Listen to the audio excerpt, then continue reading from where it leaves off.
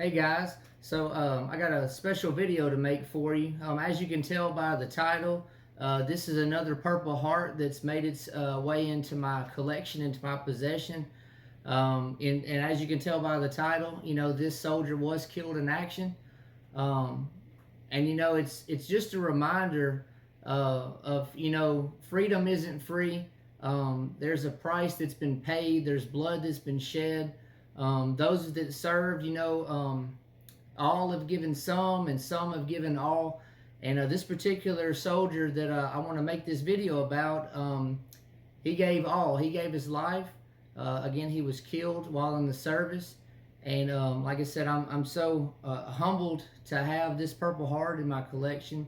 And you have my word, I'll take care of it and honor it and preserve the memory of this young man who died.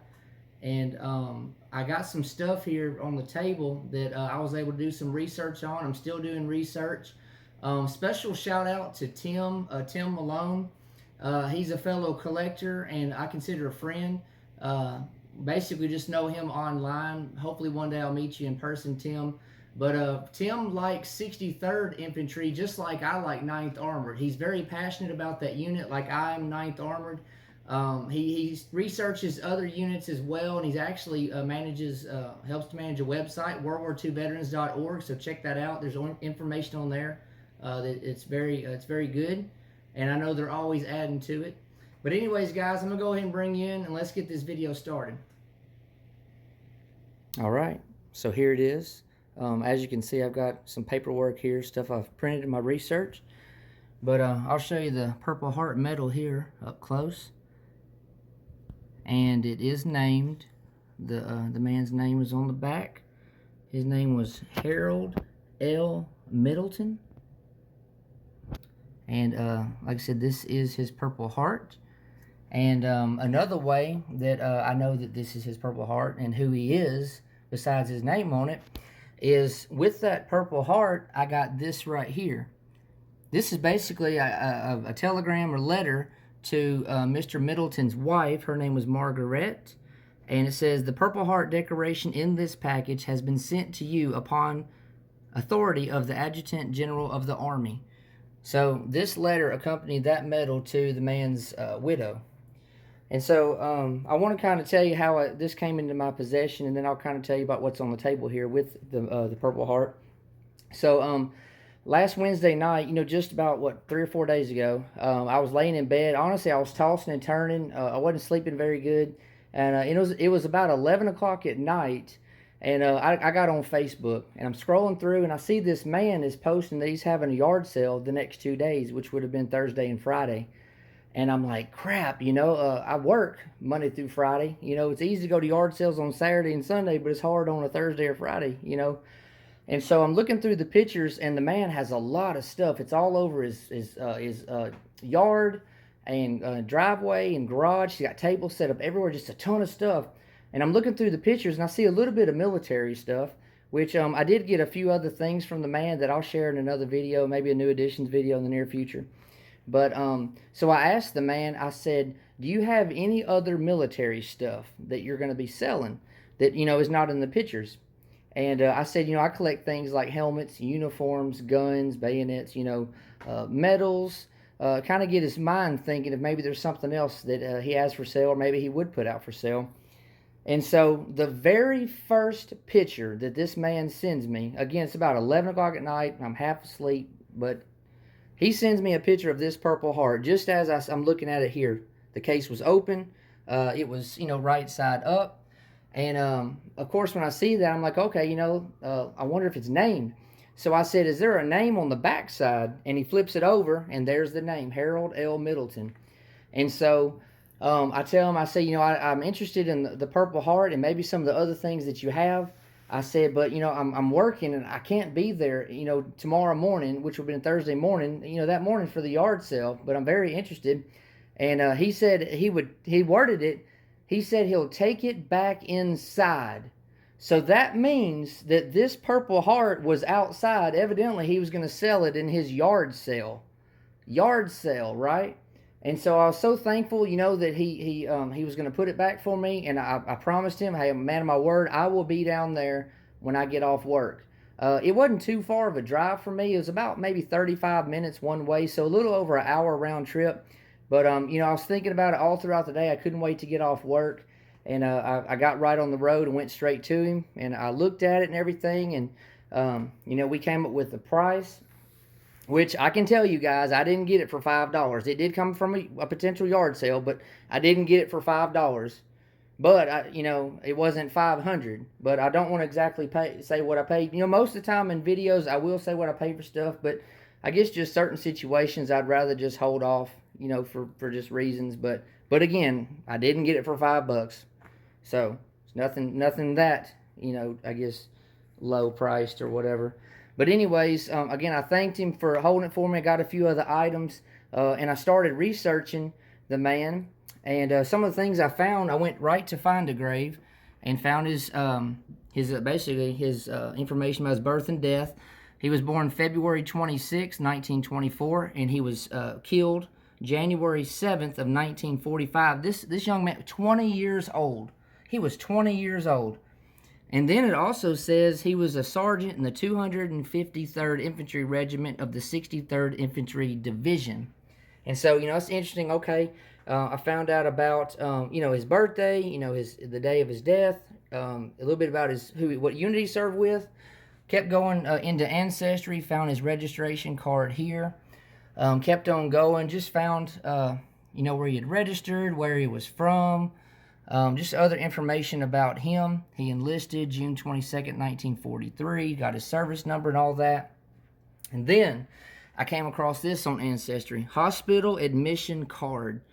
And then I see here that it says that he was wounded, right, obviously. And it was an artillery shell. It was fragments from an artillery shell. So basically shrapnel. And it says the location would have been in the abdomen or abdomen wall, pelvis, and back. So, and evidently artillery was going off, and he got hit by multiple pieces of shrapnel, evidently, in different locations of his body. And what I found also, again, thanks to this website that Tim helps, is, again, World War II Veterans, I think I said .org earlier, it's .com. And it says that he was wounded by artillery, then taken back to Field Hospital, where he died of his wounds January 7th, 1945. So, not sure if he died the same day or maybe it was the following morning, but again, it's very sad because I found out, obviously, that he was married because the Purple Heart was sent to his wife, and I found out that they had gotten married. It's on one of these papers, I believe, but they had only been married, I think, about 3 or 4 months. And so, from what I've found out, he evidently did not have any children, which is, very sad.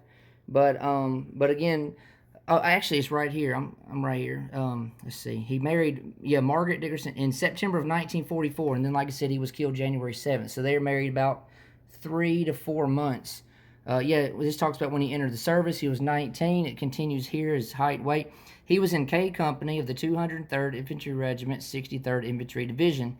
And when he was wounded, evidently they were in France. His unit was in France at the time when he was wounded and ultimately died of his wounds. Again, it could have been the same day, could have been a day later, maybe even 2 or 3 days later, But I did also find this application for his headstone and marker.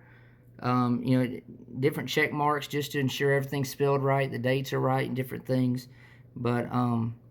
But yeah, that's his application for his headstone or marker, and this is what it looks like. Harold L. Middleton, he was from Mississippi.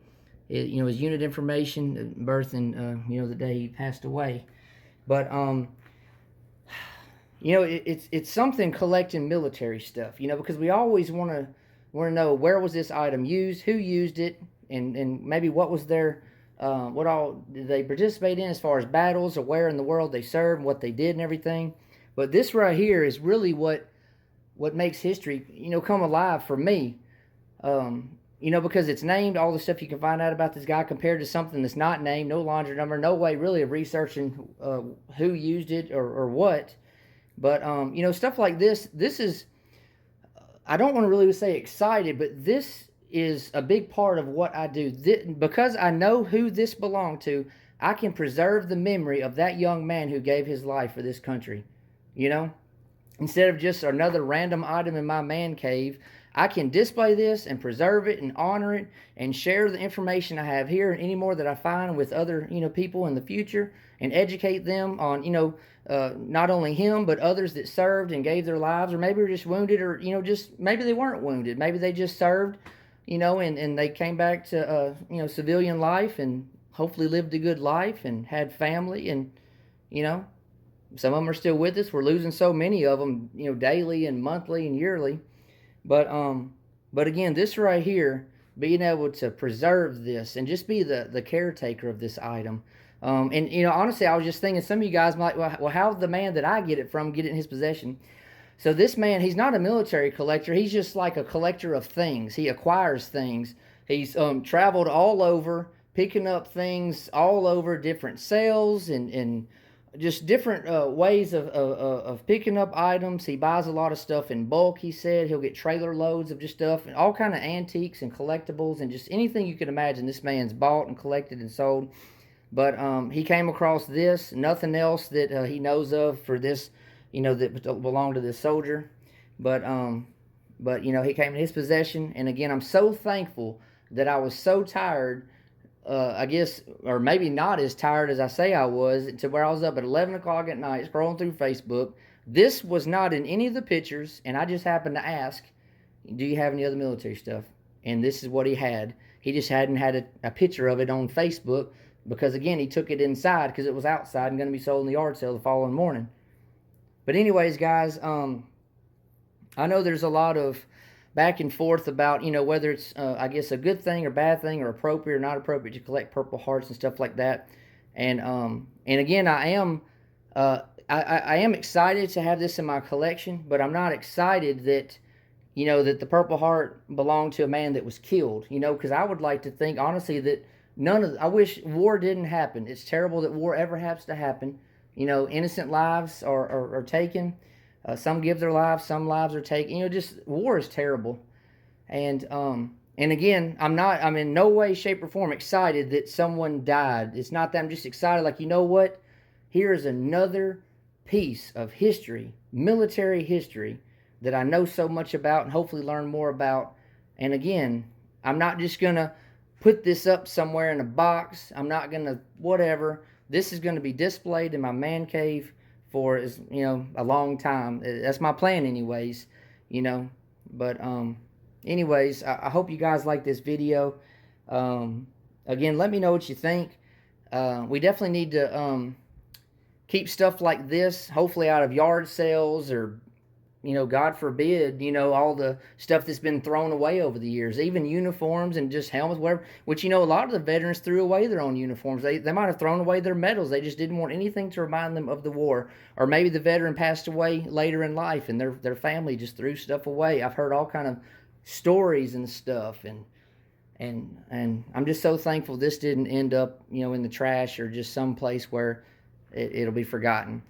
But anyways, guys, thank you so much for watching this video. Please let me know what you think. Continue to encourage me and everything. The last couple months or so has been pretty rough for me at work and just, I guess, life in general, which we all go through difficult times and seasons and everything.